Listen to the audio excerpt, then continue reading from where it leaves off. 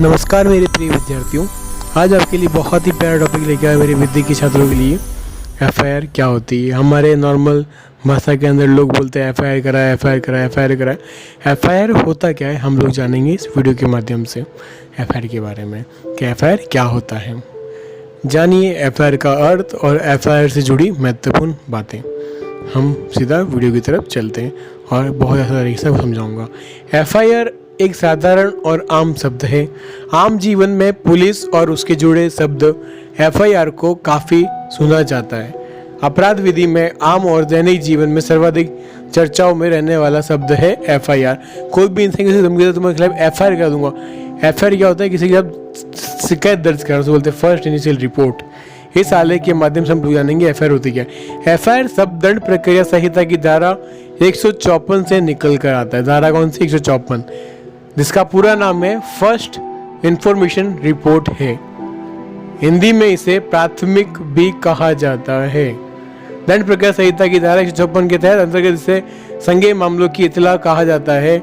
दंड प्रक्रिया संहिता के अंतर्गत अपराधों को दो प्रकारों में बांटा गया है, संज्ञेय और असंज्ञेय अपराध। संज्ञेय जो संदिग्ध अपराध है और असंदिग्ध अपराध। इसके अलावा आधार पर भी संज्ञेय अपराधों की रिपोर्ट के लिए दंड प्रक्रिया संहिता की धारा 154 में रखा गया है।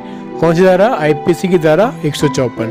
धारा 154 के शाब्दिक अर्थों में एफआईआर को कुछ यूं कहा गया है। क्या कहा गया है? संज्ञेय अपराध के किसी किए जाने से संबंधित प्रथम इत्तला यदि पुलिस थाने के बाहर साधक अधिकारी को मौखिक दी जा गई है तो इसके द्वारा था उसके निर्देशन में लेखबद्ध कर ली जाएगी और इत्तला देने वाले को पढ़कर सुनाई जाएगी। जो इत्तला देगा उसे पढ़कर सुनाई। तुम्हारे इत्तला प्रत्येक ऐसी इत्तला पर चाहे वह लिखित रूप में दी गई हो या मौखिक रूप में। इत्तला जो होती है किसी को पता करना, वो मौखिक या लिखित दोनों में हो सकती है। लेखबद्ध कर उस व्यक्ति के द्वारा हस्ताक्षर किए जाएंगे जो उसे दे रहा है। जो इंसान के बारे में बताया उसे लेखबद्ध सिग्नेचर होंगे, साइन होंगे। उसका सार ऐसी पुस्तक में जो बाहर साधक अधिकारी द्वारा ऐसे रूप में रखी जाएगी जैसे राज्य सरकार इस निमित्त विहित करे प्रविष्ट किया जाएगा। धारा के इन शब्दों से मालूम होता है इन शब्दों में प्रथम इत्तला को किस प्रकार अभिलिखित किया जाएगा और उसके लिए प्रक्रिया क्या होगी, क्या प्रोसेस होगी, परंतु धारा इस विशेष चर्चा पर नहीं करती है। प्रथम सूचना रिपोर्ट अर्थात एफआईआर का मूल अर्थ क्या है? एफआईआर का मूल अर्थ क्या होता है उसके बारे में हम लोग जानेंगे।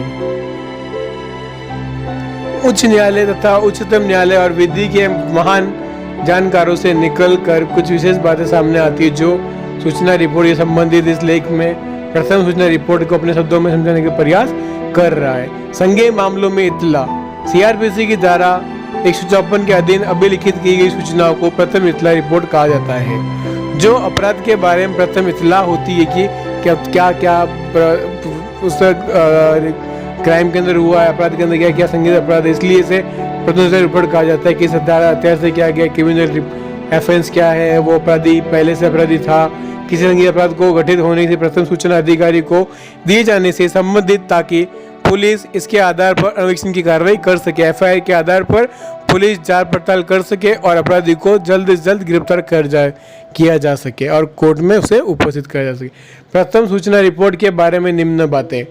धारा 154 के अनुसार इत्तला उस पुलिस थाने के बाहर साधक अधिकारी को दी जाएगी जिसके मामले में अन्वेषण करने की शक्ति प्रथम सूचना रिपोर्ट को पुलिस थाने में बाहर अधिकारी को सूचना करने मामले अन्वेषण करने की शक्ति हो। प्रथम सूचना रिपोर्ट को अन्वेषण का प्रारंभिक चरण मान लिया जाए।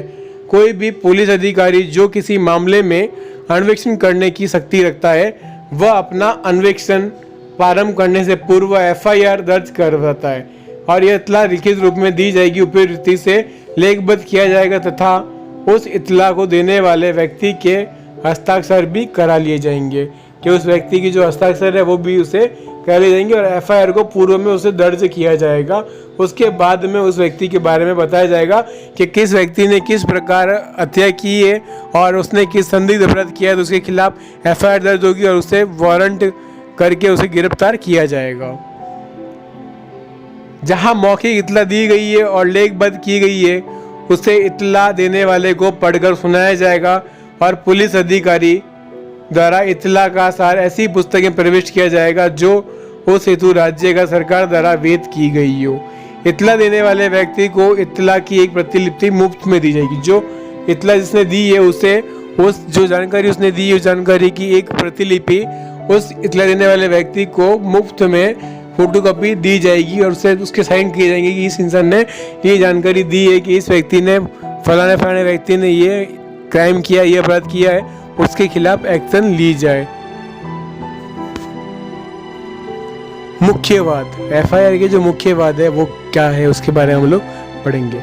हरियाणा राज्य बनाम चौधरी भजन लाल एफआईआर 1913 उच्चतम न्यायालय 604 के बाद में कहा गया, जब किसी व्यक्ति द्वारा पुलिस अधिकारी को कोई संज्ञेय अपराध घटित होने की प्रथम सूचना दी जाती है तो पुलिस अधिकारी ऐसी सूचना को अभिलिखित करना ही होगा, उसे लिखना पड़ेगा, उसे एफआईआर दर्ज करना होगी। अब तो एफआईआर ऑनलाइन भी आप दर्ज करा सकते हो। अरविंद कुमार बनाम बिहार राज्य के मामले में एक बहुत सारा बात की गई है। इस मुकदमे में प्रथम इतला रिपोर्ट के साक्ष्य मूल प्रकाश डालते हुए अभिमत प्रकट किया गया कि प्रथम इतला रिपोर्ट स्वयं मौलिक साक्ष्य के रूप में स्वीकार नहीं होती है, क्योंकि प्रथम सूचना रिपोर्ट प्राप्त होने के बाद ही पुलिस को अपराध का अन्वेषण करना होता है। जब रिपोर्ट मिलेगी, शिकायत मिलेगी, तभी पुलिस जो अपराध के खिलाफ न्याय आवाज उठाएगी, उसके खिलाफ मैंने पत्रचार करेगी। धारा 154 के अंतर्गत प्रथम सूचना रिपोर्ट को लेकर एक महत्वपूर्ण बात कही गई है। यदि पुलिस अधिकारी प्रथम सूचना रिपोर्ट को अभिलिखित करने से इनकार कर देता है तो वह दंड विधि का क्रियान्वयन ही प्रारंभ नहीं। इसलिए ऐसी दशा में धारा 154 में उपधारा 3 के भीतर ये व्यवस्था की गई है। इतला देने वाले व्यक्ति इतला का सार लिखित रूप में प्रत्यक्ष अथवा डाक द्वारा संबंधित पुलिस अधीक्षक को दे सकता है, भिजवा सकता है। पुलिस अधीक्षक यह समाधान कर लेने के पश्चात ही वास्तव में कोई संज्ञेय अपराध घटित हुआ है स्वयं मामले का अन्वेषण करेगा, जांच पड़ताल करेगी। अपने किसी अधीनस्थ पुलिस अधिकारी को अन्वेषण करने के लिए निर्देश देगी और बोलेगी अब जांच करके आओ, पता करके आओ कि यहाँ पे कैसा अपराध हुआ और अगर घटना अगर सीरियस है तो उस इंसान को गिरफ्तार किया जाए, अपराध किस प्रकार का है।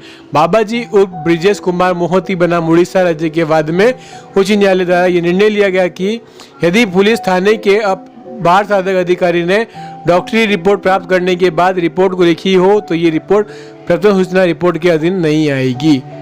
एफआईआर से जुड़ी मुख्य बातें, वाद कौन कौन से हैं, जो इंपोर्टेंट केस है, कौन कौन से केसेस है, वाद है।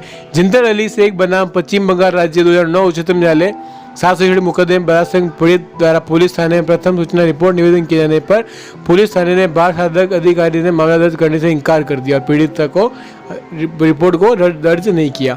इस पीड़िता ने धारा 156(3) के अंतर्गत मजिस्ट्रेट के पास गुहार लगाई और जब मजिस्ट्रेट निर्देश दिए जाने पर पीड़िता की एफआईआर रजिस्टर की गई। मजिस्ट्रेट ने कहा इसकी एफआईआर दर्ज की जाए। इस कारण पीड़िता के प्रकरण में चिकित्सक एक्सीडेंट जुटाने में 6 माह का विलंब हुआ। न्यायालय ने अधिकथन में किया कि पुलिस की लापरवाही के कारण इस प्रकरण में मूल्यवान समय नष्ट हो गए, जिसके लिए दोषी पुलिस अधिकारी की जितनी निंदा की जाए वह कम है। जितना पुलिस अधिकारी की निंदा करो उसको मैंने कितना भी कह दो वो कम है। प्रथम सूचना रिपोर्ट में देरी होने के कारण उत्पन्न हुए वाद। उच्चतम न्यायालय ने रमेश चंद्र नंदलाल पारिक बनाम गुजरात राज्य के बाद में विनिश्चित किया गया कि यदि अभियुक्त द्वारा विरुद्ध प्रथम सूचना रिपोर्ट के आधार पर कोई आपराधिक कार्रवाई चल रही है, क्रिमिनल ऑफेंस चल रहा है, अपराधी द्वारा किसी प्रकार का अपराध पूर्ववर्त में किया जाता है तो जिसकी प्रथम सूचना रिपोर्ट लिखाई गई हो तो ऐसी स्थिति में प्रचारवती रिपोर्ट इस आधार पर अभी खंडित नहीं हो जाती, क्योंकि वैसा ही अपराध पूर्व में दायर किया गया है। एफआईआर दर्ज होने के कारण भी दोबारा रिपोर्ट नहीं लिखी जा सकती। अगर उसी सेम ऑफेंस का किसी अपराधी ने अपराध किया है तो उसके खिलाफ वापस उसी प्रकार की रिपोर्ट दर्ज नहीं कर सकते, दोबारा वो रिपोर्ट नहीं लिखी जा सकती है। पंजाब राज्य बनाम गुरमीत सिंह के बाद में उच्चतम न्यायालय ने अभिकथन किया कि बलात्कार जैसे लैंगिक अपराध के मामले में दंड प्रक्रिया संहिता की धारा 154 के अधीन प्रथम सूचना रिपोर्ट फाइल करने की देरी की जाना आम बात है। यदि परिवादिनी के पास इसके लिए पर्याप्त कारण हो तो इस विशेष महत्व नहीं दिया जाना चाहिए। इसका कारण यह है कि ऐसे मामले में पीड़ित महिला तथा उसके परिवारजन संकोच, लज्जा या परिवार के सम्मान को ध्यान में रखते हुए यह सोचने में काफ़ी समय गवा देते कि प्रथम सूचना रिपोर्ट दायर की जाए या नहीं की जाए। वो लोग मन में सोचते हैं हमारा समाज में नाम खराब हो जाएगा, हमारी इज्जत चली जाएगी, मगर उस लड़की को न्याय दिलाने के लिए उसे अपनी उसे हिम्मत रख के पुलिस थाने में जाके FIR दर्ज करवानी चाहिए, तो उसे न्याय मिल सकेगा, उसे न्याय अवश्य मिलेगा। पुलिस थाने का बाढ़ साधक अधिकारी। FIR में पुलिस थाने के बाढ़ साधक अधिकारी की महत्वपूर्ण भूमिका होती है। किसी भी कांस्टेबल से ऊपर रैंक के अधिकारी के पुलिस थाने का बाढ़ साधक अधिकारी माना गया, उसके ऊपर बहुत सारी रेस्पॉन्सिबिलिटी होती है। हेड कांस्टेबल भी पुलिस थाने का बाढ़ साधक अधिकारी नहीं होता है, हेड कांस्टेबल भी पुलिस थाने का बाढ़ साधक अधिकारी नहीं होता है, क्योंकि उसके ऊपर भी जिम्मेदारी नहीं होती। जिम्मेदारी जो एक इंस्पेक्टर पे जिम्मेदारी जो होती है वो सभी जिम्मेदारी निभानी पड़ती है, और अपने देश और समाज के लिए उसे सेवा करनी पड़ती है और न्याय दिलाना पड़ेगा। धारा 154 के अधीन संज्ञेय अपराध के संदर्भ की जाने वाली रिपोर्ट पुलिस थाने के बाढ़ साधक अधिकारी से निम्न श्रेणी के पुलिस अधिकारी द्वारा अभिलिखित नहीं की जा सकती है। यदि थाने का बाढ़ साधक अधिकारी पुलिस थाने से परे हो तो उस पद के थाने के हेड कांस्टेबल द्वारा धारित किया जा सकता है। हेड कांस्टेबल द्वारा पुलिस दी गई इत्तला को अभिलेखन किया जाएगा, किंतु इस तरह से दी गई इत्तला को अभिलेखन किसी भी दिशा में हेड कांस्टेबल की अनुपस्थिति में कांस्टेबल नहीं कर सकता। वो हेड कांस्टेबल या बाढ़ साधक अधिकारी ही उस रिपोर्ट को दर्ज कर सकता है। हेड कांस्टेबल भी उसी समय प्रथम सूचना रिपोर्ट को अभिलिखित कर सकता है जिस समय थाने में हेड कांस्टेबल से ऊंची रैंक का कोई अधिकारी उपस्थित नहीं हो। जब तक अधिकारी उपस्थित नहीं तो हेड कांस्टेबल रिपोर्ट कर सकता है, या सामान्य तरीके से सब इंस्पेक्टर द्वारा प्रथम सूचना रिपोर्ट अभिलिखित की जाती है, जिसका वर्दी पर 2 तारे लगे होते हैं। 2 स्टार सब इंस्पेक्टर के वर्दी पर 2 स्टार होते हैं, 2 तारे होते हैं। 2 स्टार इंस्पेक्टर, 3 स्टार जो होता है वह सीनियर इंस्पेक्टर होता है। FIR में सभी अभियुक्तों को नाम होना आवश्यक नहीं है। दिलीप प्रेम नारायण तिवारी बनाम महाराष्ट्र राज्य के बाद में अभिकथन किया गया कि प्रथम इत्तला रिपोर्ट में कुछ अभियुक्तों के नाम का उल्लेख नहीं किया जाना विशेष महत्व नहीं रखता है, इम्पोर्टेंट नहीं है। विशेष तब सूचना देने वाली महिला अपने युवा पुत्र और देवर के मर्द लाशें देखकर गहरे सदमे में हो और उसे अन्य परिवारजनों के घायल होने के बारे में भी बताया गया हो। जब उसके युवा पुत्र और उसके देवर की मृत्यु लाश को देखकर टेलीफोन के माध्यम से भी FIR दर्ज करवा सकते हैं। धारा 154 के दर्शाया गया है कि किसी सूचना को प्रथम सूचना रिपोर्ट माने जाने के लिए आवश्यक होता है वह सूचना देने वाले व्यक्ति द्वारा हस्ताक्षर होने चाहिए। इस दृष्टिकोण से टेलीफोन पर दी गई सूचना धारा 154 के हस्ताक्षरित होने वाली शर्त पूरा नहीं करती, परंतु इसके केवल औपचारिक मात्र मानते हुए दूरभाष से भी पुलिस अधिकारी को दी गई सूचना इत्तला प्रथम सूचना रिपोर्ट माना गया है। उस रिपोर्ट फोन पे बात करने वाली FIR अधिकारी को भी FIR माना गया है। इस संबंध में उच्चतम न्यायालय ने तपेंद्र सिंह बनाम राज्य बाद में विनिश्चय किया कि दूरभाष द्वारा दी गई इत्तला को प्रथम सूचना रिपोर्ट माना जाएगा अथवा नहीं।